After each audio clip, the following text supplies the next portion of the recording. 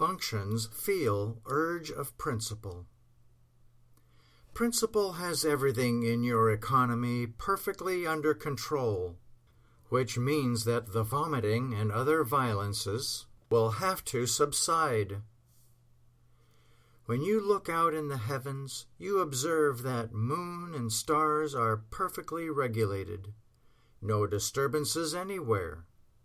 The universe enjoys this orderly state because gravity controls. So everything in you enjoys stability for the reason that principle holds every part and function of your economy in line. In ordinary parlance, everything in and about you is under control.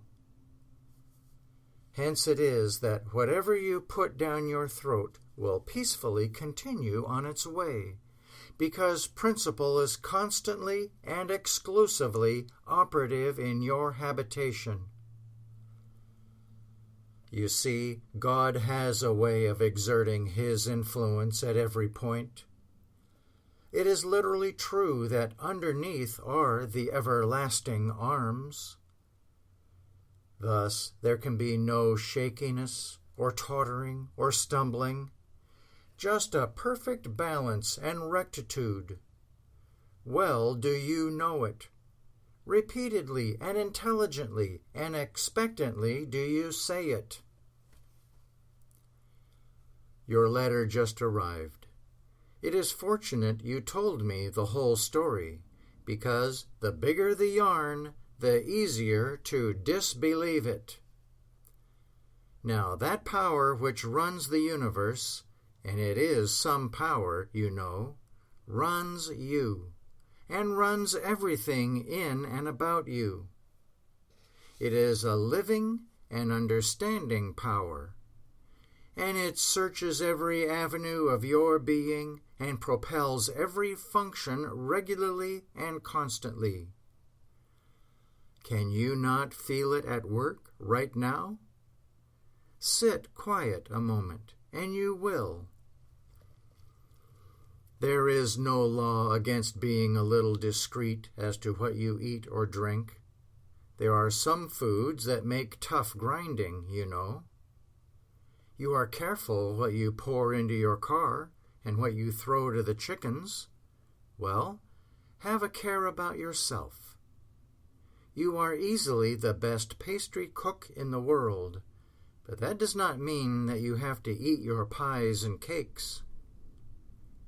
Vegetables and fruits are always easy to get away with, and horses and elephants, even some whole races of men, grow fat and strong and sassy on the diet.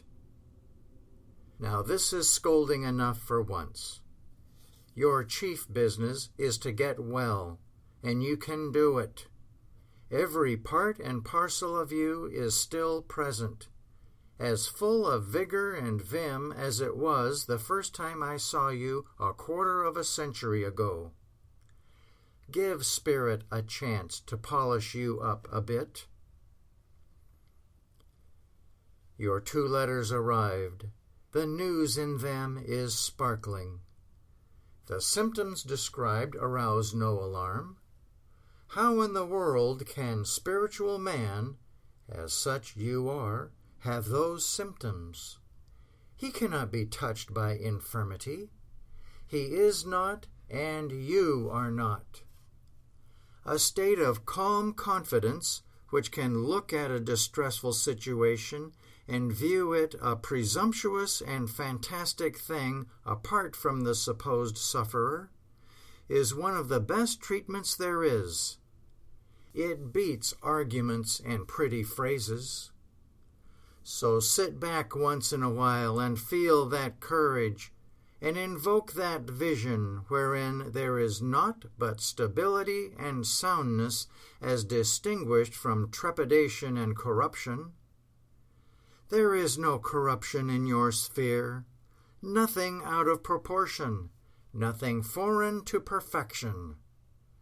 This must be the case, because right there is life immutable in substance, in form, in functioning. Right there does principle reign, commanding, "Peace, be still." Yes, health and hope prevail in the temple, and you, unafraid and unconfused, know it and sense it.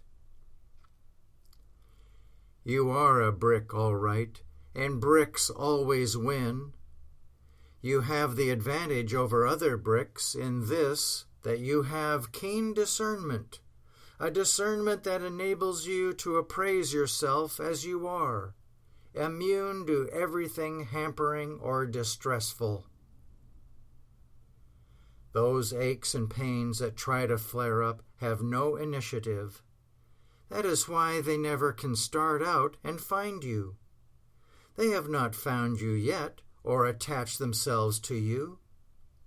You know how dirt apparently attaches itself to a garment, but a little warm water, reinforced by soap, puts the dirt to flight.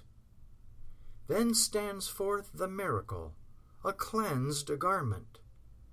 The soil never merged with the garment after all. After the washing or rinsing, the dirt appears to be in the water. Turn the water through a foot of gravel, and the second miracle appears. The water refuses to receive it, and the soil goes back to its Mother Earth where it belongs. Do not these illustrations show how thoroughly you are insulated against disease? These errors that are trying to harass you have gained no foothold. They will be duly detached and isolated one of these days. Unharmed and unscathed, you will come out of this experience better than ever.